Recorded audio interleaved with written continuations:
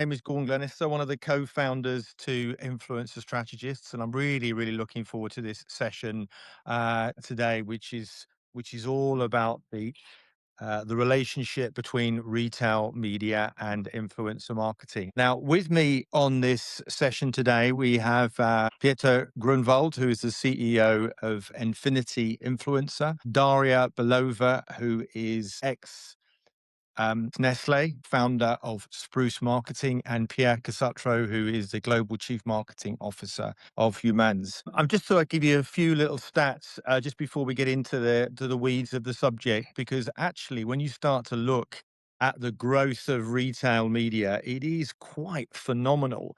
153.2 billion in global retail spend and 45 billion in the UK just in digital alone. I think it just gives you some context as to the sort of potential market that we as an industry can look at. And what I often say, influencers are the new retailers. They really, really are. I think it's shaping a new dynamic, which is really, really fascinating. What we have seen is a growth in influencer creator marketing as well, which I think is absolutely phenomenal when you look at it.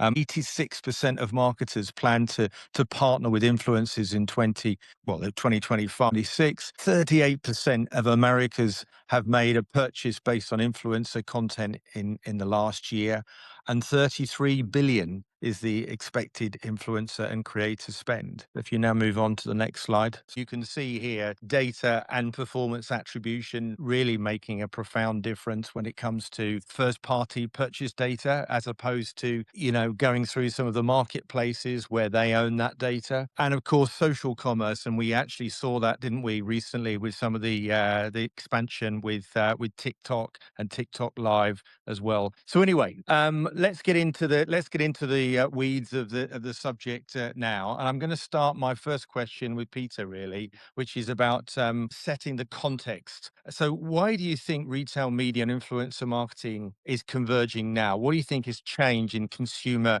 behavior, data access, or platforms? I think, Gordon, consumers are not just shopping anymore. They're actually looking for some form of validation for their shopping needs. And I think that's where retail media provides a transactional infrastructure, and creators or influencers on the other side provide the emotional permission from a buying perspective. So we move from a broadcasting channel to a connecting channel.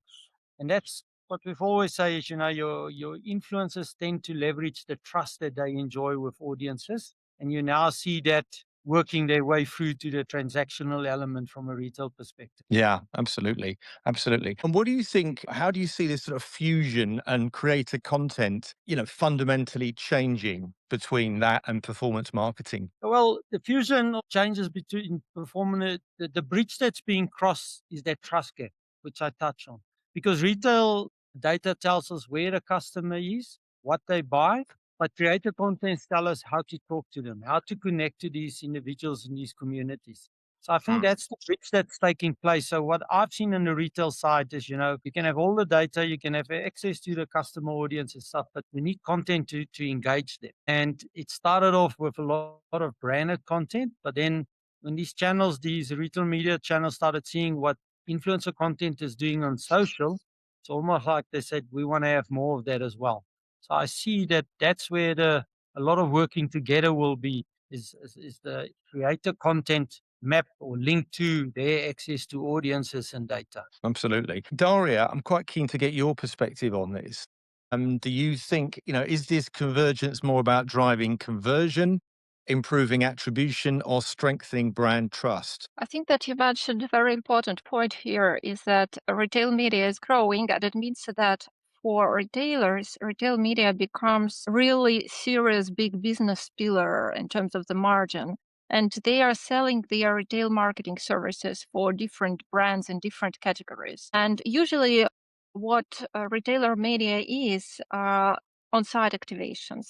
And on-site activations, they have very clear ROI focus, like placements on size formats, different conversion ready formats. And creators, they cannot compete with this type of formats.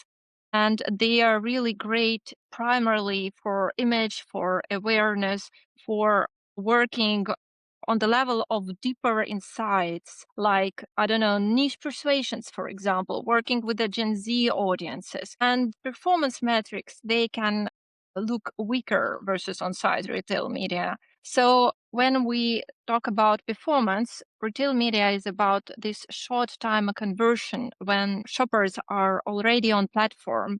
But creators, they actually create this trust level, contexts, and brand meaning. So I don't think that it is right to talk about creators as performers, performance marketing, and compare them with on-site activation.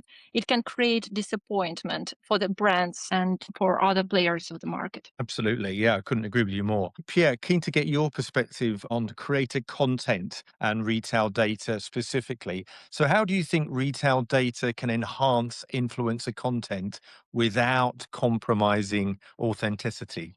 I think using where Daria left things off as a starting point, I don't think we need to relitigate that influencers today are part of the entire funnel and that they work from a discovery and inspiration perspective to a validation and consideration perspective to sometimes offering the direct path to purchase to the consumers who, driving that sense of urgency and conversions. We don't need to relitigate that. Today, marketers who are operating influencer marketing programs at scale know this and they work with creators like throughout the funnel. I think that the question you're asking, the strategic opportunity for brands and retailers, because I think they're both really an important part of that ecosystem, is that for retailers, creators offer an extension of the inventory. So retailers offer like a walled garden experience where consumers are on their site or in their environment and shopping in the environment, and then they've got their first party data and direct databases for CRM, newsletters, et cetera, et cetera.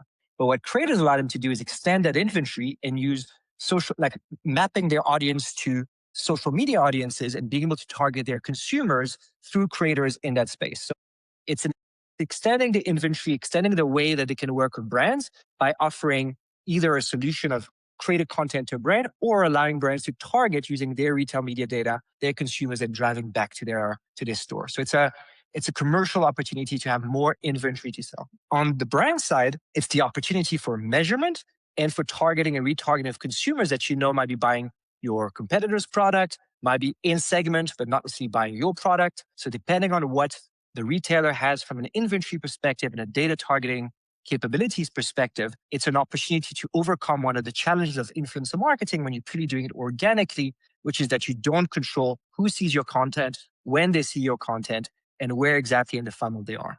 Absolutely. Yeah, I love that. Peter, what's your thoughts about the type of retail signals, purchase behavior and basket data, all these sort of loyalty insights that are most valuable when shaping a creator campaign? I suppose as when you engage brands, they might not tell it to you up front, but sales matter to them because they pay a lot of money to be in these retail stores and they need to move product, and that's what I want to see. But I don't think your creator's role is to be a salesperson. That's not what we're good at, and that's where you're gonna lack your authenticity. So what we very much do is we take the data that we've been given, and that helps us in putting together the strategy, the type of creator, the type of audience we want to target. And then we use that data, that strategy at the strategic level. But once we brief in the creators on the content they must create, we give them freedom because they know best how to engage with these communities. And we want them to leverage that trust I mentioned, but in a very authentic way. And then we follow the data from there. For me, it's always important. Some products is not an immediate buy. We're not talking about coffee or something like that. Sometimes you need to educate yourself a little bit. And then we want to see what website traffic we generated through this. That information might be on a retail site along with the option to add it to your basket. So I think that's also a science. Pierre is touching a lot on landing pages and stuff like that. But even there, where you go to the product page within a retail environment, how much information can I access? And then it's a traditional, how many is add to cart? And then from add to cart, what's converted to an actual sale? And that's only your e-commerce element. So when it's only an e-commerce retailer, that's easy. When it comes to bricks and mortar, it's a different challenge there to close the loop. But then again, if you're working closely with your retail partners, you've got a lot better at it today than what we used to close it out in that space as well. But ultimately, it would be that till point, either through e-commerce or in-store, that you can measure. Yeah. Do you think, just out of interest, do you think some of your platform and others are making it easier to analyze this data than ever before? Definitely. I think as influencer marketing has come a long way from the early days where we were reporting on engagements and reach and opportunities to see. I think that's still important, but definitely not the just of the dashboards that we're looking at in terms of campaign performance. So yeah, it's not only the influencer channels and platforms that got better. I think retail media has, to a large extent, opened that opportunity to measure better. 100%. Yeah. I mean, Daria, how close are we to get this closed loop measurement between influencer activity and these retail outcomes, do you think? I think that unfortunately, multi-touch attribution is still quite messy, and even the biggest players I talked to very often cannot say and see, the full picture of the in-platform behavior. And sometimes they measure just the last click, but they don't see the why behind the purchase. And of course, the biggest challenge is when your brand, and that's from like brand perspective, is when your brand can be bought both online and offline, and then the attribution is nearly impossible. So I do believe that it's important to be careful about promising this closed loop as a default, because I think details matter here, whether this is like D2C only online option to buy the product, or there are different activations simultaneously, a multi-branded store with the representation on different platforms. So it can be messy. I think we are still not there. No, no, no, no. Okay. Interesting insights from all of you there. If we now look at sort of influencer marketing as a retail activation lever, Pierre, this is to you really. How should influencer campaigns be designed differently when they're part of a wider retail activation rather than a standalone awareness piece? And jumping back off what Daria was saying into your question, it's a real challenge because marketers today tend to think in campaigns and linear processes. We think in like campaign by campaign, as opposed to thinking about having a growth engine and having content fit and create a relationship fit within that always on growth engine. Like people are buying and looking for products all the time, not just when we've got a campaign going. Right? Kind of stuck in these linear flows, and most marketers have not a create a relationship problem or an agency problem; they have an operating system problem. And so they see these kind of spikes, or they're trying to attribute and measure everything back to what I'm doing right now, which is not true. We know marketing's got a long, it's got a short, and the results you're seeing today sometimes come from things you've done 6 months ago, or sometimes 2 years ago in some cases. And so this kind of obsession of having last click attribution and performance marketing is creating these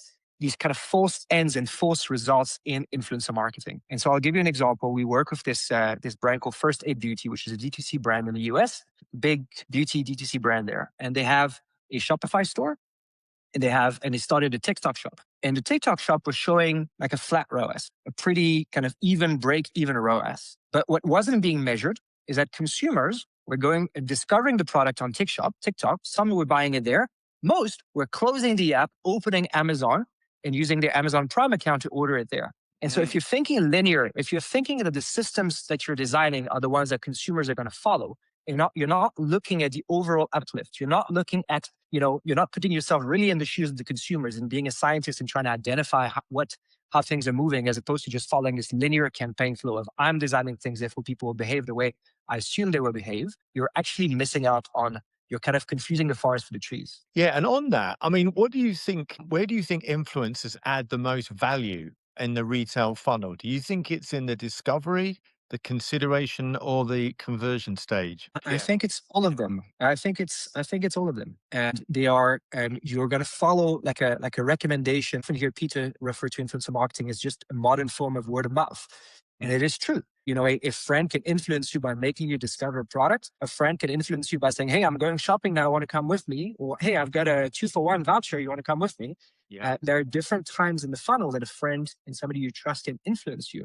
And so it's about combining the authenticity, the realness, the trust that comes from creators and not overly scripting them with more modern methods of performance where we take retailer data to target people with snippets of creator content that are targeted to that moment where they are in the purchase funnel and eventually driving them through that path. So it's combining the best of people performance and media performance and psychology into a holistic funnel. But it's not, if you just focus on one side of it, again, you're gonna be focused just on short-term performance where you cannot justify your ROI and your ROAS seriously compared to necessarily other channels, or you're not going to be able to convince your boss to continue investing because you're going to say it's only brand building. You got to show continuous improvement and you got to build for the long term. Absolutely. Yeah. Any of you want to add any comments to what Pierre said there? Perhaps I'll go with I think it's when influencer marketing started, the tools available for us was very much to play in the awareness, the top of funnel space. Absolutely. But then it evolved and it became more integrated. So then we had social discovery. But now, I mean, we all can relate to that. You've been on your social media feed, you scroll through stuff, you see someone talking on a product, and there's an opportunity to add it to the basket and try it. That's the social discovery, but the tool set allow now to actually play the conversion at the bottom as well. So that's why I agree with Pierre. It's from the top right through. And then the 95-5 principle is also very important because through that awareness side, you make people aware that might not be a buyer at that stage because only 5% of people are in that immediate buying sort of window frame. But you engage the 95, which next month might be in a buying cycle. Absolutely.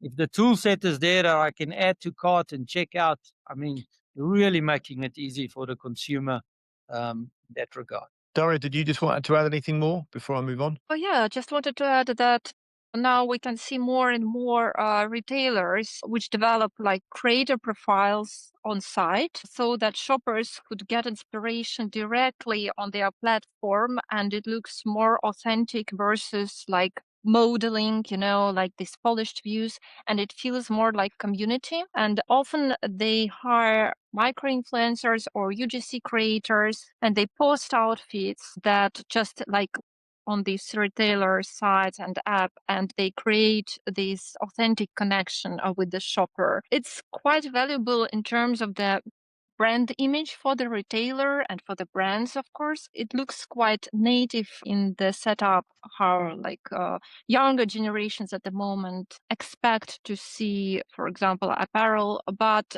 it's still small in terms of impact, in terms of retail media. But I think that it will be growing in future. Okay, let's have a look at leveraging shoppers and UGC at scale, because I know both Peter and Pierre have had a lot of experience with running such campaigns. So, Peter, if you want to just kick off, what role do you think everyday shoppers and natural brand fans have alongside professional creators? Yeah, so I think is the one thing that they bring to the party is that 100% authenticity. Because if you're a brand fan, you're taking your own money to buy the product. I mean, that's what you bring. That's where also those sort of what we refer to as customer influencers, they tend to have very high levels of trust within their community. The community might not be big, but the trust level is significantly higher. Absolutely. So what we do, we've got this one platform, the Salt, and that's really a customer, it activates customers to talk on behalf of the brands that they love. So your audience is not important to us, but your data points around your consumer behavior is important. And their clients buy at scale coordinated consumer behavior. So we can, through the platform, task hundreds and actually thousands of people to go in store, buy a product, experience the product, and then talk about their product experience on social media. So if you think about it, you cut through the sampling budget, you cut through the mystery shopper budget, and you end up with the social media element of it. And the trick there is, can you scale and can you turn around rather quickly? because that's what the bigger brands need. They don't need to invest lots of hours into something that cannot scale and cannot be turned around quickly. But for me, what it is, Gordon, it brings that 100% authenticity back.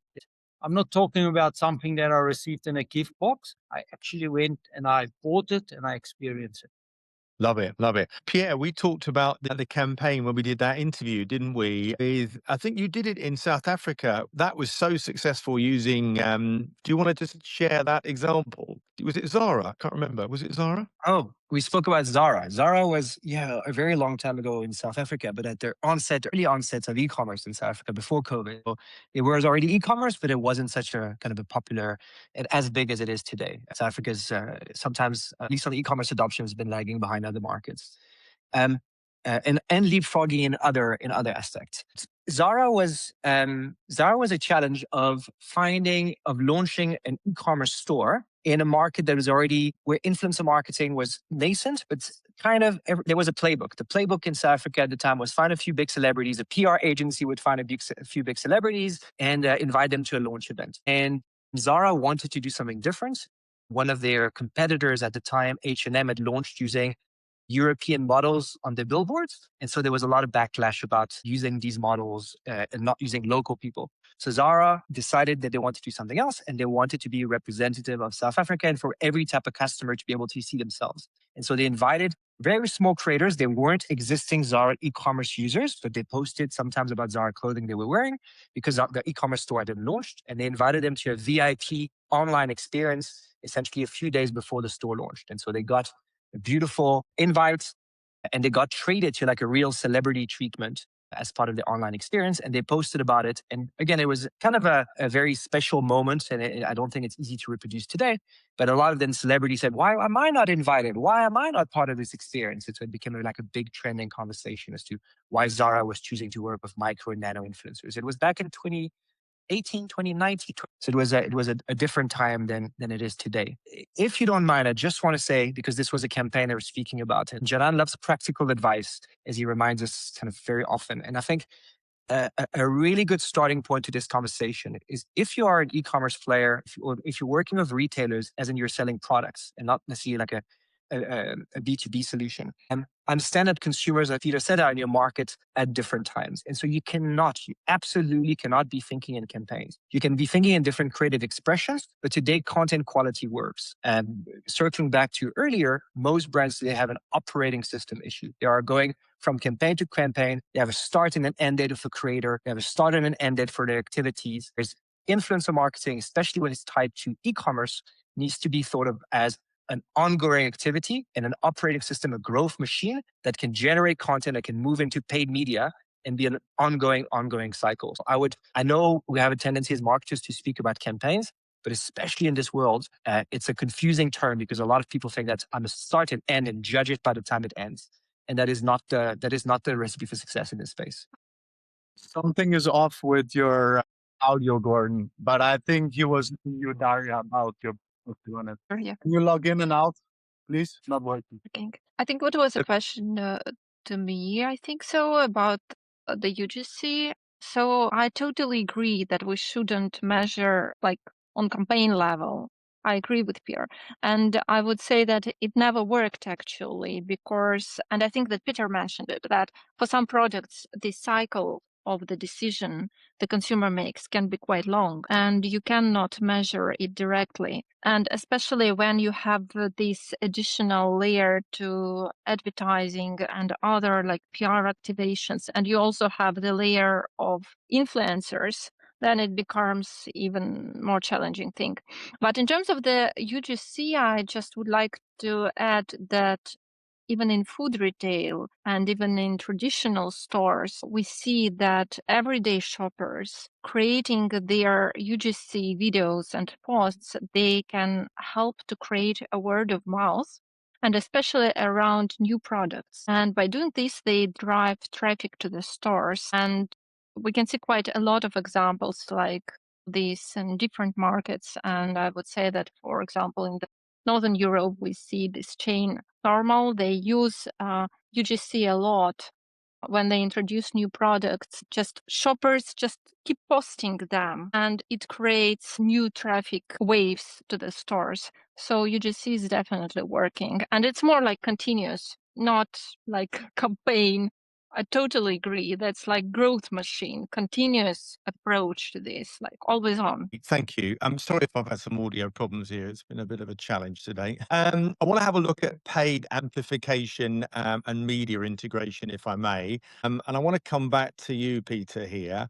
How does UGC and influencer content perform when amplified through retail media networks compared to traditional brand assets? So I think for what we've seen is actually quite a demand for content from these retail media guys, because what they then do is we will deploy influencer content as a that's the first channel, goes out to their audiences. It might get a little bit of paid media behind it.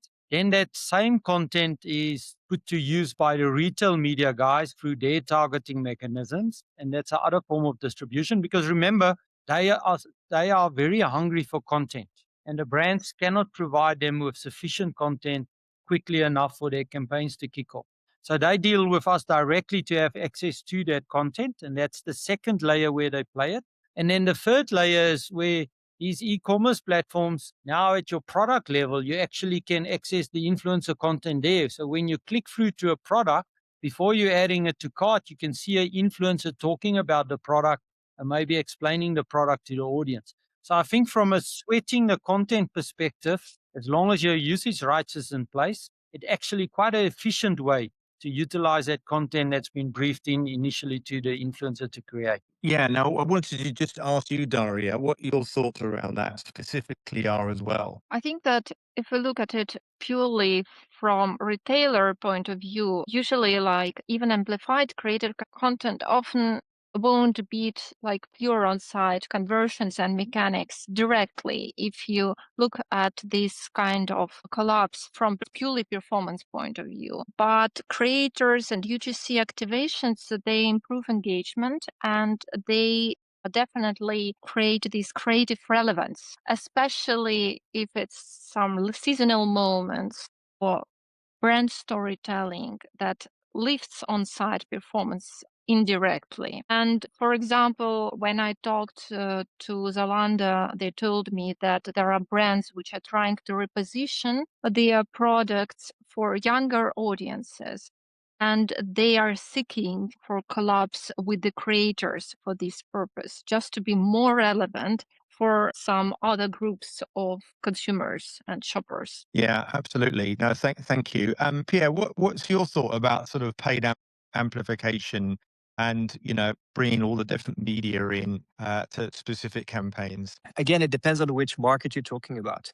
Many markets, many marketers are already using creator content and UGC as a huge part of their paid media strategy. And you can see that if you're not using it, you're leaving a lot of value on the table. Typically UGC content, just by putting UGC content instead of just brand content and letting your ads manager's account optimize, you'll get like lower cost per install, lower cost per acquisition, higher click-through rate, or higher CVRs when they land on your website. So there's like, by not utilizing creator content, I think it's table stakes in many markets. In other markets, kind of marketers are discovering the benefits of it. But there are many markets where there's a huge soft belly kind of opportunity of just replacing a lot of your brand assets with creator content, which for a marketer feels anathema because it's like, wait, it's my brilliant content. Why would a creator's content be more effective? But the reality is that consumers trust creator content. People trust when somebody else talks about you more than when you talk about yourself. That's a very kind of simple way to put it. So I think your question today is, if you're not leveraging paid content into paid media, you're just, influencer content into paid media, you're just leaving a huge amount of value on the table. The second thing I will add is, if you're trying to be too smart about it, meaning saying you're so brilliant that you know which creator content is going to work, you're also leaving a huge amount of value on the table. You should let the ads manager should throw as much content as you can, as long as you're willing to put your brand name behind it of saying, yeah, we like this.